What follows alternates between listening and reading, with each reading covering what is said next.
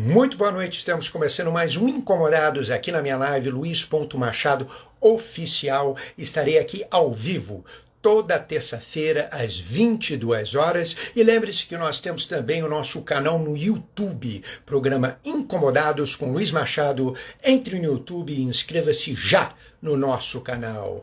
Um programa cuja única certeza é que, diante da dúvida, toda certeza deve ser desprezada. E no programa de hoje nós temos aqui, senhores, uma postura inédita. Um professor de história e escritor, um professor que há mais de 40 anos vem exercendo a função de político. Iniciou a sua militância no movimento estudantil secundarista e na juventude estudantil católica. Em sua carreira política foi eleito vereador, deputado estadual e deputado federal. Integrou as comissões de Direitos Humanos e de Ética na maior parte dos seus mandatos como deputado. Ele é, atenção senhores, ele é Chico Alencar. Vamos ver se ele está por aqui. Muito bem, Chico Alencar já está por aqui, ele já solicitou, eu vou aceitar e o Incomodados está no ar.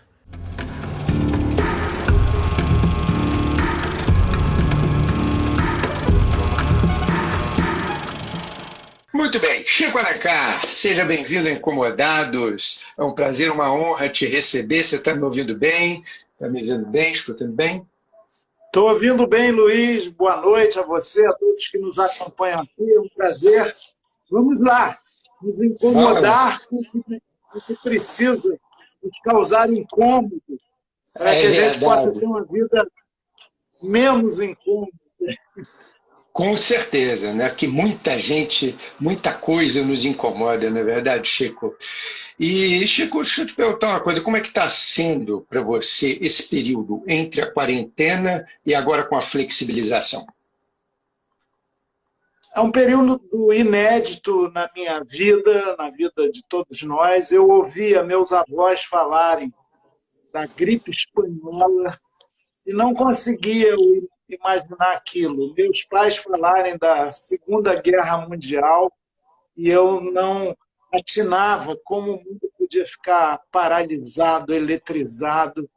E veio a pandemia do coronavírus, o mundo virou de cabeça para baixo, a engrenagem do sistema parou por um tempo, e eu esperava que as pessoas fizessem uma grande reflexão sobre o nosso jeito de viver, o nosso modo de produzir, de distribuir os bens, de consumir, nossa relação com o mundo, com os outros, com a natureza, mas estou achando que o novo normal, quando voltar, vai ter muito do velho anormal.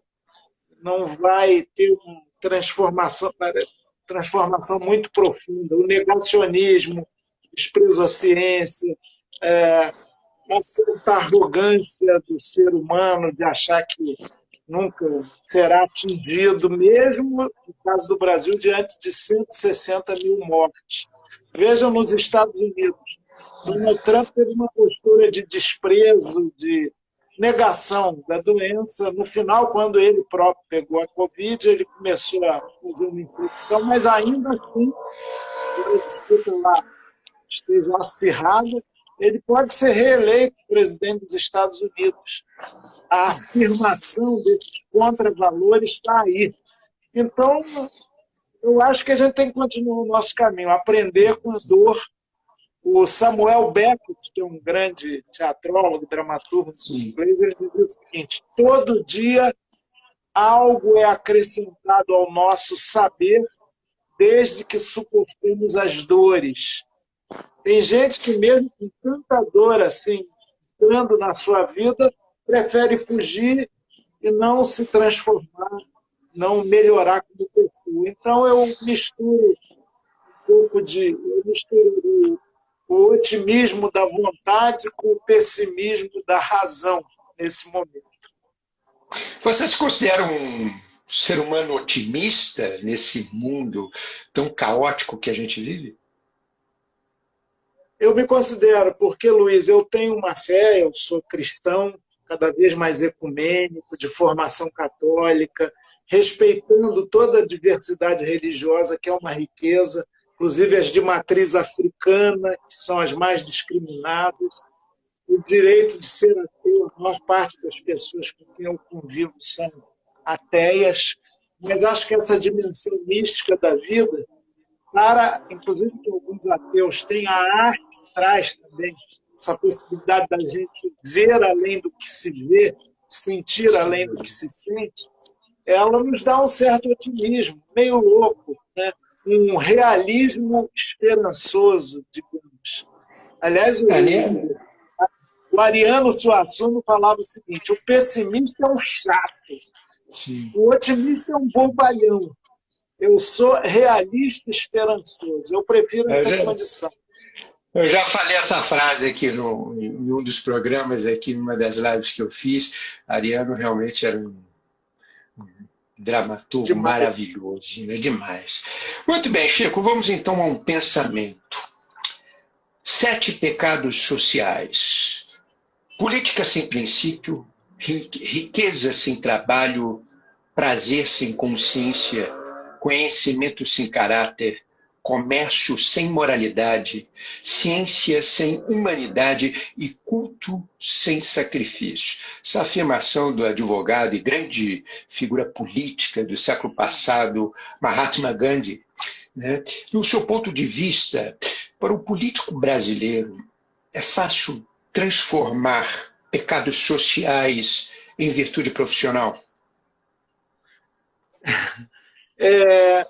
Não é fácil. Tem que discutir quais são os pecados sociais, e o maior que acompanha a história brasileira é a desigualdade social, uma estrutura de Estado que não permite a igualdade de oportunidades, as mesmas chances para todos. E as virtudes profissionais, eu não diria, mas virtudes no mandato público, porque ser deputado, vereador, prefeito, governador, presidente, senador, não é emprego, é um mandato temporário que você recebe. Todo mundo tem um ofício, tem uma profissão. Eu tenho muito orgulho de ser professor, tenho o mesmo tempo de sala de aula que o tempo de exercício de mandatos com exclusividade para essa função pública.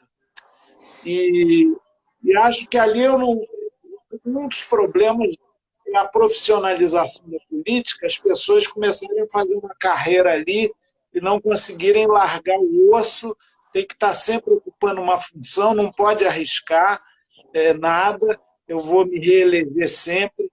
Veja o caso do presidente da República, ele é capitão reformado, por problemas sérios que ele teve lá na sua profissão escolhida, se orgulha disso, fala, mas entrou para o mundo da política profissional, de se reeleger, colocar todos os filhos nessa dinâmica, através do voto, conquistado a despeito da ditadura que ele sempre apoiou. Mas, de qualquer maneira, eu acho que os pecados sociais têm que sensibilizar quem cumpre uma função pública para se dedicar de corpo e alma a começar a superá-los.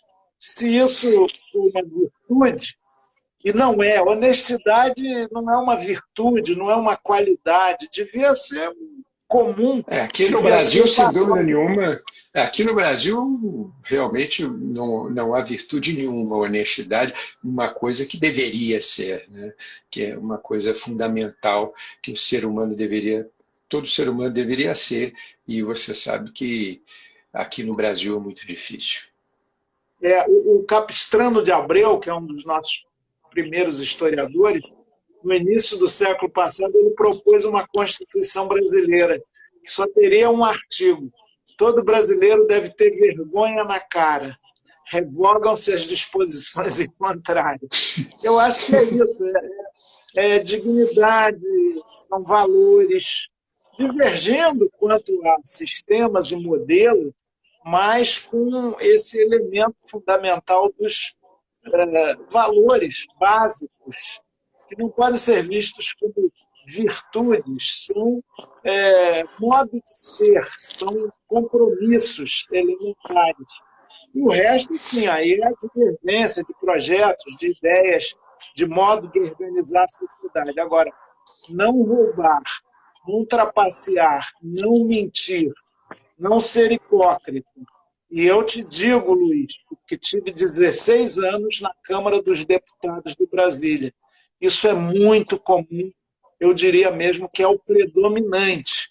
Por trás dos disfarces, dos belos discursos, dos ternos engomados, dos sorrisos lustrosos, dos cabelos pintados, tem hipocrisia, treta, corrupção, falsidade, cinismo. E isso não pode continuar. Agora, é bom lembrar, a responsabilidade de cada um aqui, de cada um do povo. Essas pessoas todas são eleitas. Então, a escolha, o voto é também algo muito importante, muito precioso. Agora, o Chico, você falou das eleições, eu te pergunto o seguinte: na época de eleição, a gente, né, aproveitando de tudo que você falou agora, né, a gente se depara sempre com candidatos nitidamente despreparados para assumir cargos que estão pleiteando, né, seja vereador, deputado, enfim, deputado federal ou estadual, né? E, como você havia dito, a política já virou uma profissão para muitos, né?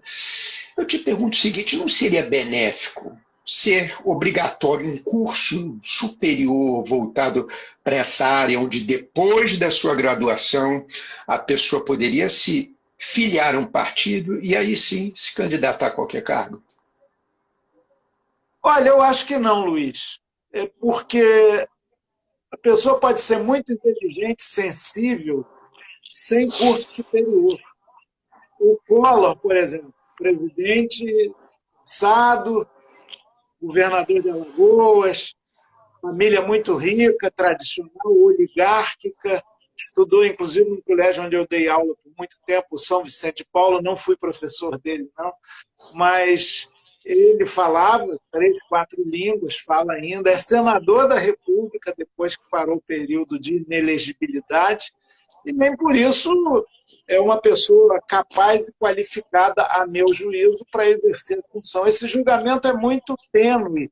Uma das pessoas mais inteligentes que eu conheci nessa vida chamava Seu Oscar, era um camponês analfabeto de Mirandiba, no interior de Pernambuco, onde eu o encontrei representando a classe camponesa, o meio agrário, numa reunião da Conferência Nacional dos Bispos do Brasil. Ele era muito piedoso, muito católico, e foi lá falar da realidade dessa sua existência. Falou muito bem. Paulo Freire dizia: não há saber mais nem saber menos, há saberes diferentes. Agora, o grande juiz da qualidade, da qualificação, da competência daqueles que pleiteiam mandatos eletivos não podem ser, você não pode criar uma cláusula de barreira exigindo diplomas ou formação, mas o grande juiz é o eleitor, a eleitora, perceber o que aquele cara sabe ou não sabe. Eu vivi de novo na Câmara dos Deputados muito tempo e tinha alguns parlamentares só com as primeiras letras que eram muito competentes, muito dedicados, e outros doutores, sabichões, que estavam lá para fazer negócios. Então, é evidente, eu sempre votei, porque antes de ser votado eu sou um eleitor, né, muito cioso do meu voto, eu sempre votei em quem eu julguei qualificado, mas nunca perguntei se o cara era doutor ou deixou de ser, se tinha muito... Mas aí, Chico, o que seria qualificado no seu ponto de vista para você? Conhecer a realidade social, ter espírito público, entender como aquele posto que ele busca de legislativo ou de executivo funciona, quais são as suas atribuições e prerrogativas, esse conhecimento básico, né? Agora, eu concordo com você, há muita gente totalmente despreparada, com ou sem diploma, que não sabe nem as funções do cargo que disputa. Vai lá para se dar bem, para se arranjar com os amigos, porque as estruturas do poder no Brasil são muito fartas, muito abusivas, muito cheias de mordomias, de abusos. Então, as pessoas, cada deputado é uma espécie de, não digo nem pequena, média empresa, pelas pessoas que ele pode contratar e os negócios que pode fazer com isso. Isso é que é o grande problema. Agora, Chico, é possível ter um controle público sobre qualquer coisa sem um mínimo de organização popular? Não, é desejável, inclusive todo poder, toda instância de poder público tem que estar aberta ao controle social, os mecanismos da transparência. Eu sempre que exerci mandato, fui vereador no Rio, lá nos anos 90, fui deputado estadual, depois fui deputado federal. Eu batalhava muito, e tivemos, não fui eu sozinho, alguns vezes, pela transparência total dos gastos parlamentares, das suas viagens, do que usava para fazer lá o mandato. E isso a gente conseguiu na Câmara. A Câmara dos Deputados é mais transparente que o Senado. No Senado, um senador pode, como aconteceu nesse fim de semana, viajar para Fernando de Noronha, a passeio, e botar na conta do Senado. E ali há uma espécie de caixa preta. Na Câmara, isso hoje é impossível. Imediatamente todo mundo fica sabendo se se interessar e for lá no portal da Câmara dos Deputados. Agora, sem uma população consciente, interessada e organizada, esse controle social e público vai ser insuficiente, vai ser completamente precário, né? Então, é algo que a gente não pode aceitar, né? Agora, Chico, como professor de história, ensinar a nossa verdadeira história é uma história difícil de contar?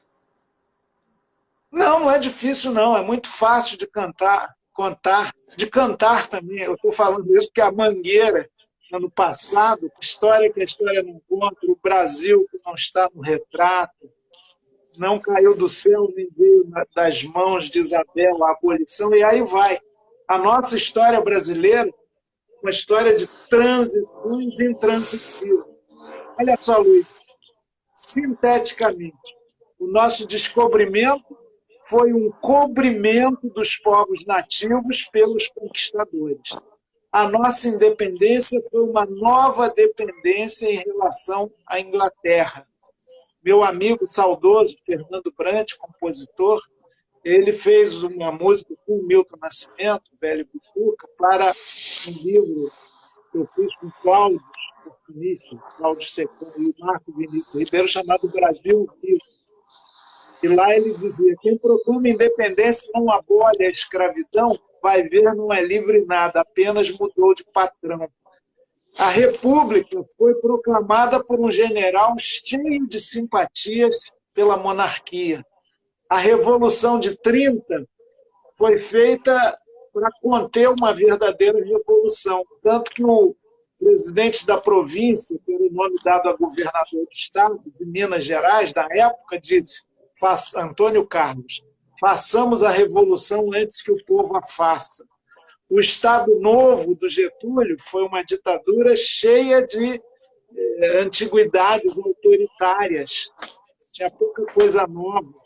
O golpe empresarial militar de 64 foi para livrar o Brasil do comunismo, da corrupção e de outras mazelas, e, na verdade, houve uma corrupção oficial e um sistema totalitário violento, com tortura, censura, ditadura. A nova república, né, Tancredo Neves, ela frustrou as aspirações de novidade da maioria do povo, e isso está se vendo agora. As diretas, nem as diretas, apesar de reunir multidões, foram tão já quanto se queria. Enfim, é uma história das transições intransitivas que não, em geral não é contada. Agora, é fácil contá-la e eu percebo uma renovação da historiografia e da consciência dos jovens professores, e isso está crescendo. Essa visão mais analítica e crítica, colocando todos os atores sociais na cena da nossa história, e não falando só dos vitoriosos, dos comandantes, dos generais, dos poderosos, falar também do lado dos derrotados. Né?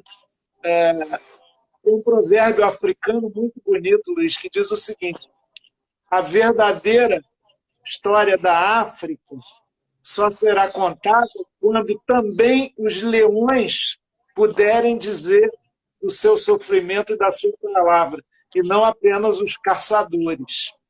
É assim. É verdade. Bom, Chico, agora eu vou te fazer uma pergunta muito simples. O que é o ser humano para você? O ser humano, para mim, é uma possibilidade vital maravilhosa que pode também ser horrorosa, desgraçada e cheia de graça. É um potencial. Não existe nem natureza humana, a meu juízo. Há uma condição humana. Nós temos um potencial para ser de uma grandeza enorme e explorar as galáxias, não ter a imortalidade, mas viver mais e mais e mais, desenvolver muito mais do que desenvolvemos da nossa capacidade cerebral de percepção, mas também podemos nos autodestruir, nos machucar, nos idiotizar, nos imbecilizar, como acontece em muitas partes do mundo. O ser humano, portanto, é uma possibilidade amorosa de viver. Então, para você, o ser humano não é uma causa perdida? Não, não é, de jeito nenhum. O ser humano é uma causa, e ela pode ser perdida, mas pode também ser exitosa.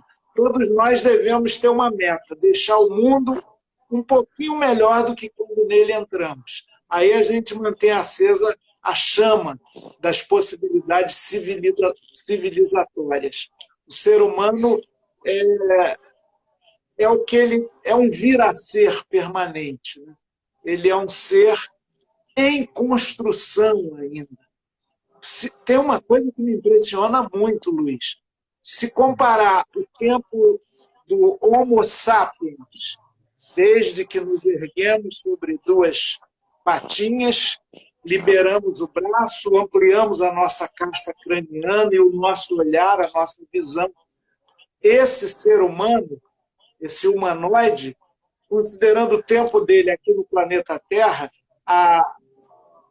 e considerando o tempo do planeta Terra com condições de habitabilidade como um dia de 24 horas, esse ser humano, nós, os sapiens, surgimos às 23h55. Então, ainda estamos na infância da nossa caminhada. Já fizemos besteiras. Na Primeira Guerra Mundial, e não estou falando de gripe aviática nem coronavírus, não. Tem sempre um elemento natural e biológico, mas por vontade dos homens, nós nos matamos em mais de 20 milhões de pessoas na Primeira Guerra Mundial e mais de 60 milhões de pessoas na Segunda Guerra Mundial. Então, a estupidez, a ganância, a destruição ambiental do planeta estão aí. Mas, ainda assim, é um ser que ergue e destrói coisas belas. O ser humano estraga muito, né? Tem a possibilidade de estragar muita coisa, né? Que no mundo de hoje. Agora, Chico, lado, eu te pergunto... Só um detalhe. Por outro lado, a gente avançou muito. Eu não queria viver no início do século passado, no século XVIII, na Idade Média, porque o sofrimento, a dureza da vida era muito maior. Esse mesmo ser humano, que é tão destruidor e predatório, ele inventou a vacina para várias doenças, ele inventou meios moderníssimos de comunicação, como estamos usando aqui, ou de locomoção. Imagina. Isso tudo A mudou e melhorou. tecnologia, nesse ponto, a tecnologia contribuiu bastante para nossa, para esse tipo de relação, tanto para a medicina, né, como a nível de comunicação, apesar de que na comunicação a facilidade é tanta que às vezes pode ser até destruidora, né? Agora, Chico, é possível ser feliz hoje em dia com todas essas normas do politicamente correto? É possível, porque o chamado politicamente correto tem um lado muito positivo de que é apontar o preconceito, a piadinha machista, tem coisas piores até. No plano jurídico inventaram agora o tal estupro doloso, culposo. Isso é uma aberração Isso jurídica. realmente é um. Isso o Chico está falando, né? Todos sabem, né? Foi o juiz concedeu hoje, né, se eu não me engano, um estupro culposo, que na verdade só nesse país, né, que existe um estupro culposo, né? Infelizmente é muito muito ruim falar isso, mas é um desastre nesse sentido, esse nosso país. Exatamente. Aliás, é bom disso que se diga, não foi o juiz que deu a sentença de absolvição a um estuprador reconhecido, mas sim criou-se esse termo para dizer que ele, até admitindo que estuprou, mas a moça estava sem condições de negar a sua violência, de o aceitar, toda uma argumentação lá. Aí criou-se esse termo, estupro culposo, que é um estupro ao direito, à justiça, à dignidade humana. Então, olha, isso felizmente, apesar da absolvição do cara lá, do empresário rico, Santa Catarina, se não me engano, mas está tendo uma reação muito grande, Muito, muito nacional, forte. porque até o The Intercept Brasil conseguiu reproduzir um pedaço lá da audiência em que houve a absolvição, e a mocinha foi muito humilhada pelo advogado, ficou exibindo fotos dela, sensuais, supostamente, como se aquilo justificasse qualquer coisa. Um absurdo total. Mas então, Total. a gente tem essas aberrações, não só no mundo jurídico, mas na vida concreta, na vida social, a medievalização, como está dizendo aqui o Cacau.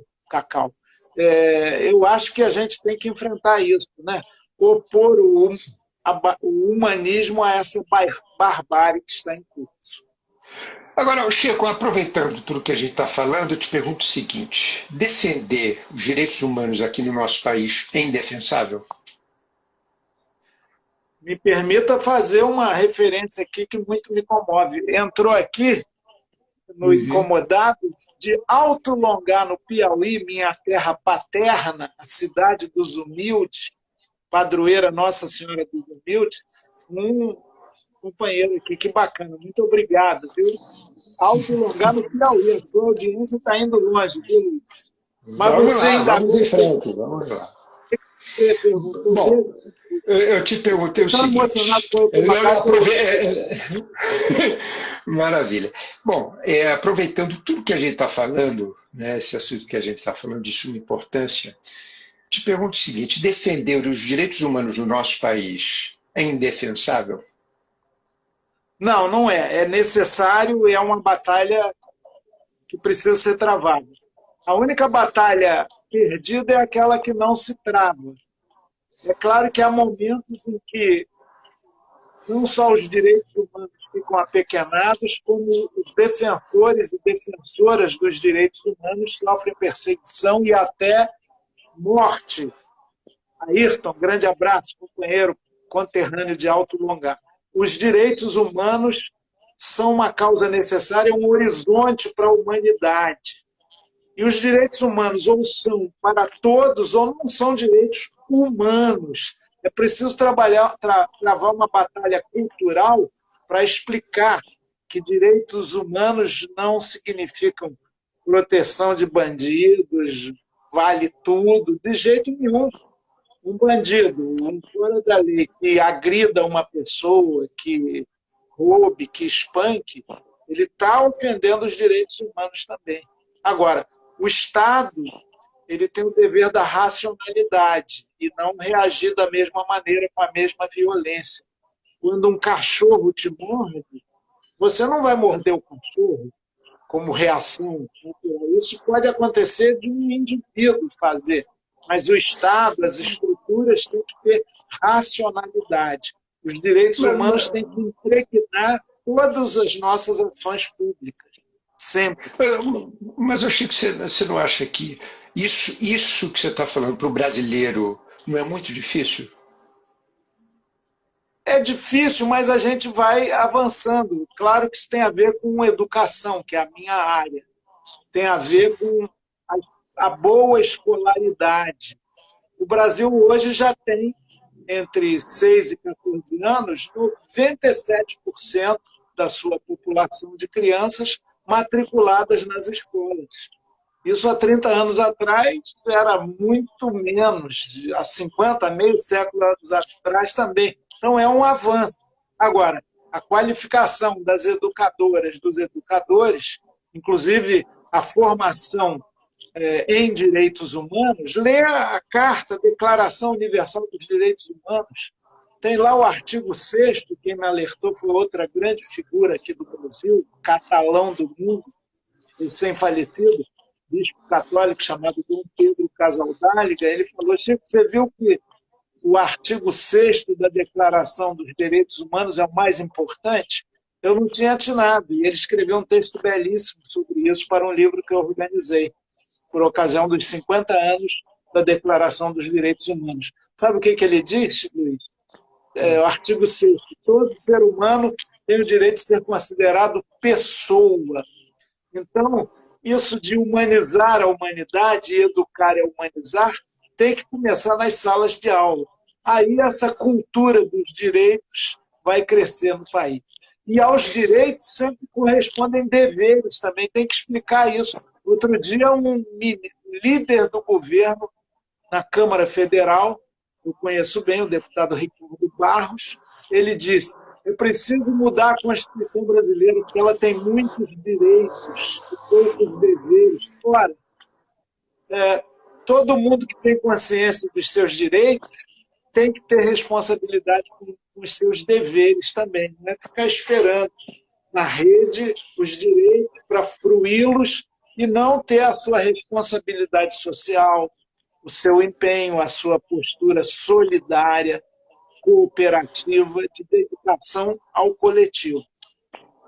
E, Chico, aproveitando que você falou de educação, você não acha que nos últimos anos a educação aqui no Brasil teve uma piora bem drástica?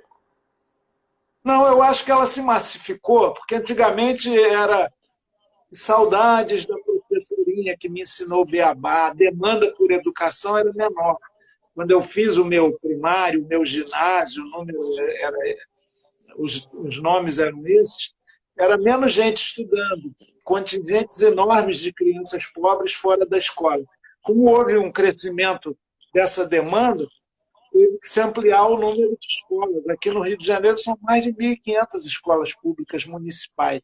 Então, essa massificação não foi acompanhada por uma boa formação dos professores, por uma valorização salarial do próprio magistério. Isso tudo contribuiu para um declínio da nossa educação, que não é nem um declínio se ficar saudosista daquele tempo. É uma incapacidade por vontade política de atender à demanda crescente. O Darcy Ribeiro dizia que a crise na educação brasileira não é uma crise, é um projeto. Mas já houve momentos, prefeituras, governos estaduais e até governos da República, que priorizaram de fato a educação. Isso é muito importante, a gente tem que resgatar e recuperar isso. Chico, vamos falar um pouquinho da sua carreira política. Qual é o seu pior e o seu melhor momento na política? O pior momento não é um único, né? Os piores momentos não foram nem de derrotas eleitorais. Eu já perdi para prefeito uma, duas vezes, para senador recentemente, em 2018. E isso, claro que é ruim, ninguém gosta de perder. Mas se aprende também na derrota. E vendo, inclusive, os erros que se cometeu. Agora, os piores momentos são aqueles em que eu agi por impulso só pessoal próprio, não fiz o trabalho coletivo, não refleti direito. Agora, eu não saberia ver que momento foi grave, ruim, assim. Eu nunca tive envolvido em nenhum escândalo, em uma situação negativa, assim. Eu nunca me arrependi dos meus votos. Eu me arrependo de uma coisa mais recentemente. Quando o Bolsonaro, ao votar pelo impeachment da Dilma, e tinha direito de fazer, claro, a maioria da Câmara fez e destituiu a presidente. Mas quando ele, ao declarar elogia Eduardo Cunha, que presidia a sessão, e o torturador brilhante Ustra, isso foi de uma indignidade tamanha. Eu acho que a nossa reação, eu apupei ali na hora, mas foi muito pouca. A gente devia ter paralisado a sessão para ele retirar aquilo. Você não pode fazer o elogio de um torturador notório, já condenado.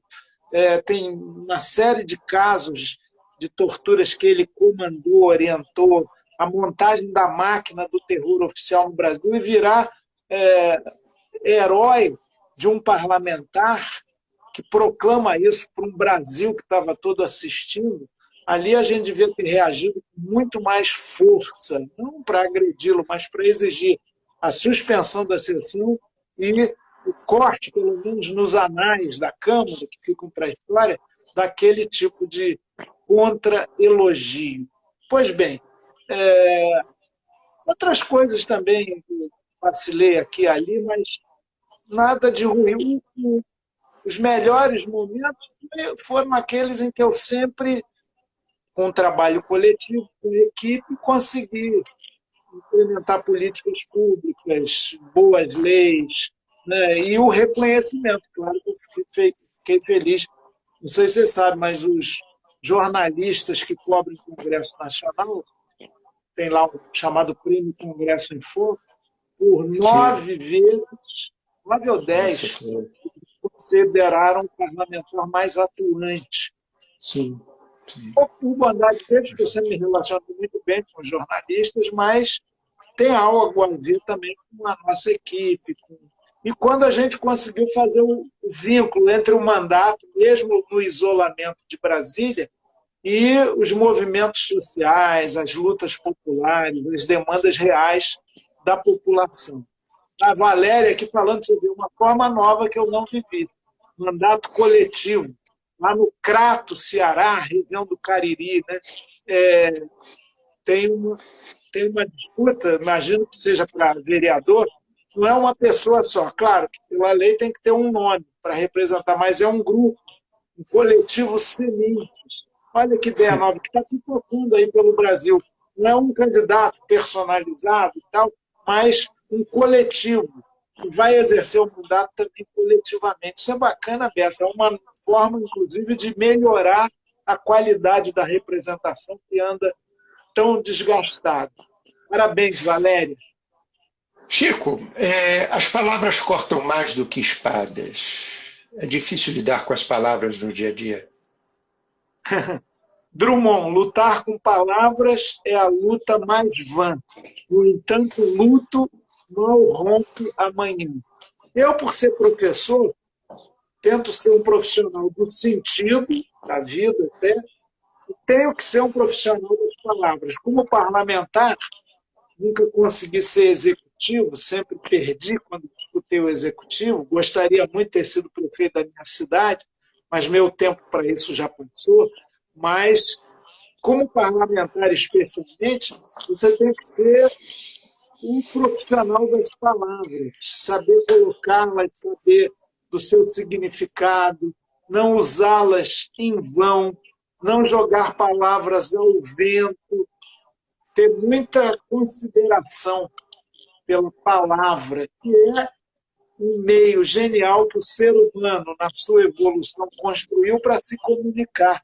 A palavra tem que ser para acolher, para dissolver desigualdades, para produzir cooperação, para nos humanizar. Né? A palavra tem que ser ternura, a palavra tem que ser libertação, a palavra tem que ser estímulo, ânimo, iluminação. Por isso que eu gosto no ritual cristão, quando fala assim, leitura da palavra. Isso é muito precioso, né? Agora, tem gente que usa e abusa do palavrório. E no mundo da política, quem dizia isso era Rubem Alves, um grande pensador, um grande psicanalista, um grande educador. Ele falava o seguinte, os políticos no Brasil deviam fazer, mais do que um curso de oratória, para falar bem, um curso de escutatória, para perceber o que o povo está querendo.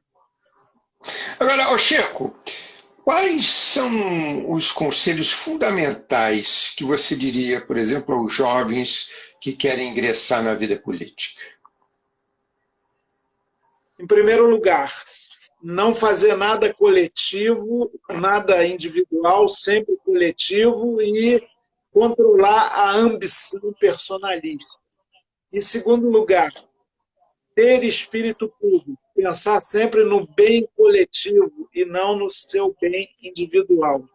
Em terceiro, escolher um partido sabendo que no Brasil de 33 partidos legalizados e mais outros 50 buscando legalização, a maioria é de marcas de fantasia, são mentiras. Trabalhista contra o trabalhador, republicano que é oligárquico, progressista que é retrógrado, democrata que é autoritário, e por aí vai, socialista que é capitalista. Os partidos no Brasil são marcas de fantasia, patriotas que são entreguistas, Podemos que não pode nada, e por aí vai. A gente tem que ter muito critério na escolha do partido, que sempre tem muitos defeitos. Tem um amigo meu, sociólogo, Léo Lins, que diz que o pior partido é aquele ao qual você se filiou, porque você conhece por dentro as suas mazelas. Mas tem que ser um partido em construção, um partido que acolha, e eu sou muito feliz de ser do PSOL, as tais candidaturas coletivas. Estão passando aqui no nosso chat várias mensagens de candidaturas coletivas que o pessoal abriga com muito carinho, mutirões de candidaturas, né? Como teremos em Cachoeiro do Macacu, em cidades do Nordeste também, várias delas. É uma ideia nova, muitas mulheres negras, empoderadas, muitas pessoas com a diversidade da sua orientação afetiva, em coletivos contra a discriminação, a homofobia, a LGBT mais fobia. Então, isso é muito bom. Eu acho que o coletivo, para esses jovens, ele é muito importante, é uma porta para entrar na política institucional, porque na política a gente entra quando nasce. Nós somos seres de relações, obrigatoriamente. Mesmo quem nega isso. Muito bem, Chico, agora chegou a hora do nosso bate-bola. Eu vou falar uma palavra e você me responde apenas com uma palavra, tudo bem? Tudo bem. Vamos lá. Não combinamos nada, hein? Não combinamos nada. Não, ao vivo, aqui é ao vivo, tudo ao vivo. Vamos lá. Sabe, faz ao vivo. Vamos lá. Compromisso. Dever. Rio de Janeiro. Possibilidade. Utopia. Necessidade. Sonho. Imprescindível. Amigo. Amor. Tijuca. Minha. Mestre. Quem aprende sempre.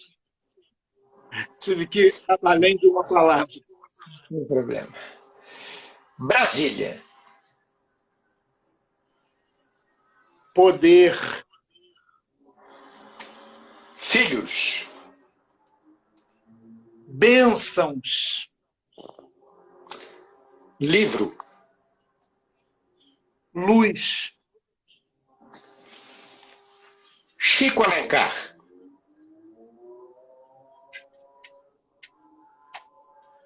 Procura. Muito bem, Chico.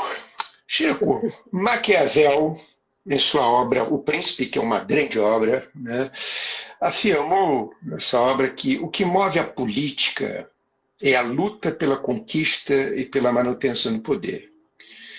Eu te pergunto, e o que move o político Chico Alencar em permanecer na política? É um pouco isso que o Maquiavel diz, porque política organizada, partidária, é a busca de ocupação de espaços de poder. Para quê? Aí entra o diferencial. Para, ocupando espaços de poder, seja numa Câmara Municipal, numa Assembleia Estadual, no Congresso Nacional, numa prefeitura, num governo estadual, na presidência da República, melhorar a vida das pessoas, estimular a sua cidadania, a sua organização, implementar políticas públicas que superem as pessoas que estão no desamparo, no abandono, na marginalização, que promovam educação, cultura, cuidado ambiental, ou seja, ter poder, sim, para implementar políticas voltadas para o bem comum. Isso é uma exigência, isso é uma missão. É o lugar da utopia, com os pés no chão. Chico, o que o Chico Alencar de hoje falaria para o Chico Alencar que está tentando seu primeiro mandato no cenário político? Não se afobe, eu falaria o que o Chico Buarque falou para todos nós, meu xará e amigo. Não se afobe não, que nada é para já. O amor não tem pressa, ele pode esperar.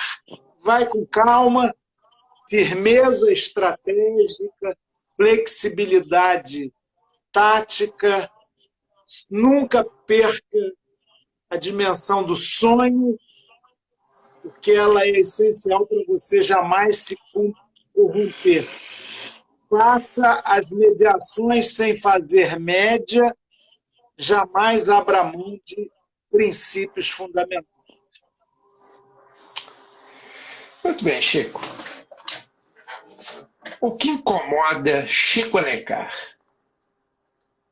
A indiferença, o egoísmo, que às vezes eu tenho que combater dentro de mim mesmo, a insensibilidade para com a dor do outro, para com a beleza que a arte musical, teatral, cinematográfica, pictórica nos traz. Isso me incomoda muito. Resumindo, a insensibilidade das pessoas para com a dor dos outros, para com a... Muito bem, Chico. Sempre tem algo que a gente gostaria de falar e por algum motivo não falou ainda, então a hora é essa. Abre seu coração e seja enforcado pelas cordas da liberdade. Fala o que você quiser, diga lá, a palavra é tua. Não, eu vou dizer que eu estou muito preocupado. Eu espero ainda, né, nessa noite, de hoje para amanhã, ter uma alegriazinha pequena, alegria de quintal, miúda, lá em cima, né, nos Estados Unidos da América do Norte. Mas, pelo que eu vi aqui nas primeiras apurações, há chance, sim, desse Donald Trump, que para mim é a negação de tudo que eu penso, tudo que eu disse aqui, ter mais 4 anos à frente dos Estados Unidos. Quer dizer, não está resolvido. Tomara que essa minha brevíssima impressão inicial se desmanche, mas eu vi o Daniel Magnoli falando que, pelo resultado de Miami, ele deve ganhar na Flórida, que é um estado muito importante. Se ganhar na Flórida e na Pensilvânia, aí ele fica mais 4 anos, ao que parece. E aquele sistema norte-americano é muito doido, né? Uma democracia canhestra, limitada, porque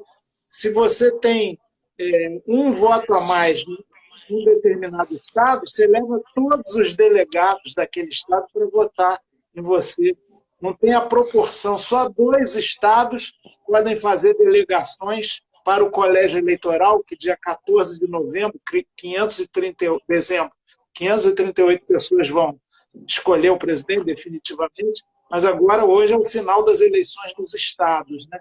Só 2 dos 50 estados norte-americanos aceitam a proporção, ou seja, se teve um 52% e o outro 48%, vai ter 6 delegados para um e 4 para outros. Não. Nos outros 48 estados, quem ganhou por um voto leva todos os delegados. Então, é um sistema antidemocrático. Por isso que a Hillary, por isso que o Al Gore, lá atrás, para o Bush, a Hillary para o Trump, ganhou no voto popular, mas perdeu no colégio eleitoral. Só o Maine e Nebraska é que aceitam esse voto misto. Então, hoje, particularmente, eu estou com certo medo de ficar triste, porque esse meu pequeno sonho, o Biden não é nenhuma revolução nem nada, ele é mais conservador que o próprio Obama, que o Bernie Sanders, que disputou com ele, nem se fala, mas ainda assim era bom, né?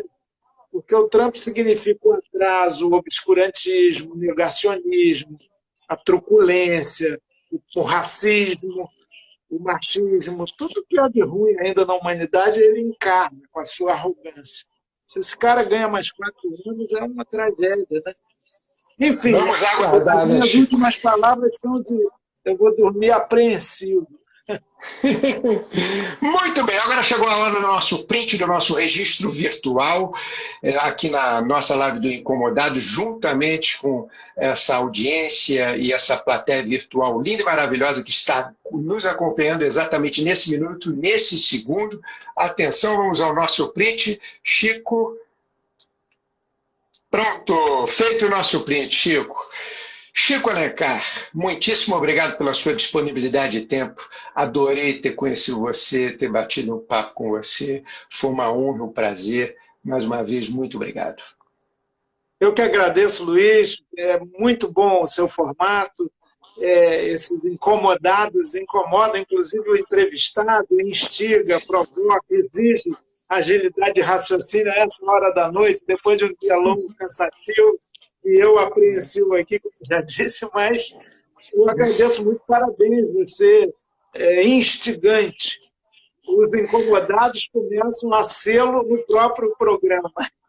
Valeu, gostei muito. Eu que agradeço, Chico, eu que agradeço. Muito bem, na próxima terça-feira receberei o ator Jorge Salma. Mais uma vez, muitíssimo obrigado pela audiência de todos vocês em seus respectivos celulares e computadores. Uma ótima noite, excelente semana. Fiquem com Deus e tchau para vocês. Abraço, Chico, muito obrigado.